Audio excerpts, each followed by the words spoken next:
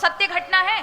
साहब जी ढोलकिया नाम है उनका, बहुत बड़े उद्योगपति है। वो अपने एम्प्लॉय को महाराज वो हर दिवाली पर गाड़ियां इत्यादि सब भेंट करते हैं, बड़ा नाम है उनका। उनका इकलौता बेटा था, विदेश से पढ़ कर के आया। देखो तब किसे कहते हैं बच्चों को कैसी शिक्षा देनी चाहिए। जब वो बच्चा एमबीए करके आया और जब लौट कर घर आया तो पिता ने कहा देखो डिग्री मुझे दो और तुम्हारा जो वोटर आईडी कार्ड है ये भी मुझे दो। तुम कौन हो क्या हो ये किसी को नहीं बताना है, क्या तुमने पढ़ा है क्या नहीं पढ़ा है ये भी नहीं बताना है, ये सारी चीजें मुझे दो। और मैं तुम्हारा टिकट करा रहा हूँ दक्षिण भारत में, जाओ 2 महीना पैसा कमा के लेकर आओ, बिना मेरा नाम बताए, बिना अपनी पहचान, डिग्री के। आपको विश्वास नहीं होगा, इकलौता बेटा था और उसको भेज दिया। 7,000 रुपए उसको दिए, जरूरत पड़े तो ही उपयोग करना, नहीं 7,000 वापस चाहिए।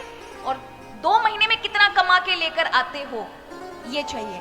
बालक भी आज्ञाकारी था महाराज, गया दक्षिण भारत, गुजराती बालक गुजराती जानता है और पहुंच गया हमारा दक्षिण भारत, जहां हमारा तेलुगु तमिल चलती है ना, अपनी भाषा, इंग्लिश में बात करनी नहीं है।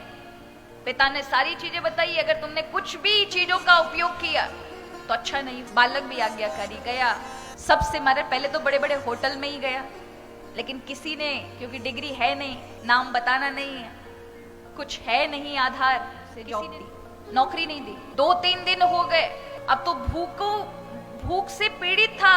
7,000 में से अपने पैसा खर्च करके पेट भरा, लेकिन उसे था कि पिता को 7,000 वापस करने ये कहा है और पैसा कमा के देने।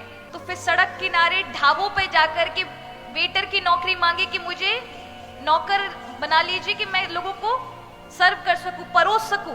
लोगों ने वो भी नहीं दी।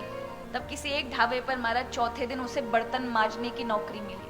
8x8 के कमरे में 8-8 लोगों के साथ उसे सोना पड़ा, जो इतने ऐसो आराम में रहने वाला बालक। सुबह सुबह उठ करके 10 गालियां खा के, लोगों का सुन के, किस प्रकार से उसने महाराज वो 2 महीने व्यतीत किए।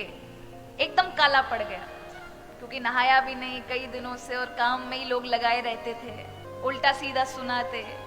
और इस तरह से 6,000 रुपए उसको प्राप्त हुए।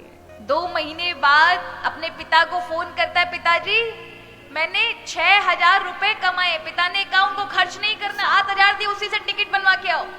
टिकट बना करके वो आता है।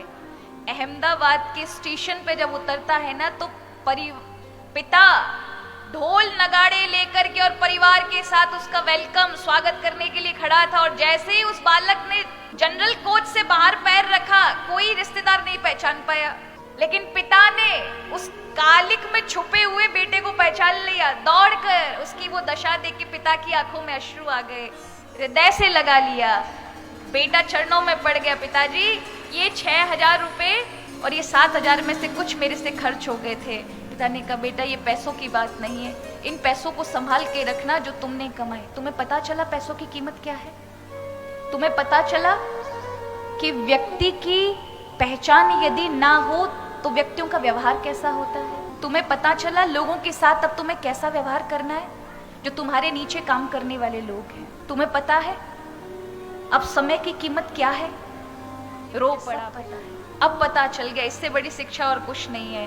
पिता ने तुरंत अपनी ऑफिस की चाबी दी, कहा अब तुम्हारा ऑफिस है, संभालो। ये होता है तब। सजी सजाई थाली देंगे तो क्या होगा? वो समझ नहीं पाएंगे। देनी चाहिए, बच्चों के लिए कमा रहे हैं, लेकिन पहले उन्हें तब करके उन्हें खड़ा तो करें।